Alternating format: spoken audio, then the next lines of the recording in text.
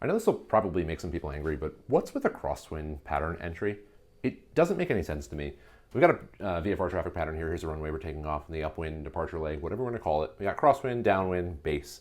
We all know that the FAA says that there's effectively two ways to enter the pattern. One from the downwind side, and then you get two options really from the opposite side. So if you're on the downwind side, just join in the 45.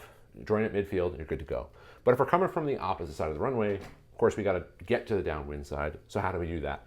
They tell us to join, to cross midfield at pattern altitude, at TPA, and then just join the downwind. Pretty straightforward.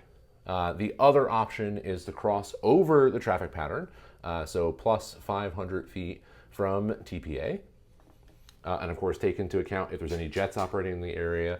So you may want to be 1,000 feet above the piston TPA, but you still cross over midfield. You get well clear of the traffic pattern, and then basically turn back at pattern altitude and join on that 45 to midfield. So now why are people joining from the opposite side right on crosswind?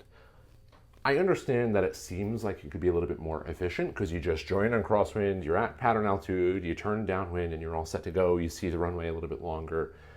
I get that opinion, but what about the departing traffic? And I understand if there's maybe nobody operating at the airport, but I don't know. I feel like more and more frequently I'm getting cut off as we're departing the runway with somebody crossing the departure leg as they're going through crosswind.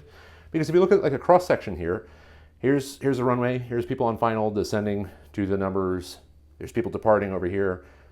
The FAA says cross at midfield because it's the safest place to do it. But of course, if I'm crossing to enter on crosswind, I'm going to conflict with the people in the departure. It doesn't make any sense. What are we doing?